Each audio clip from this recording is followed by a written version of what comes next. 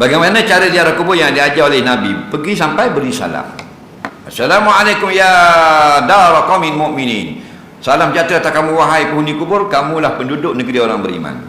Ataupun yang lain lagi, ada tambahan-tambahan lagi dalam hadis.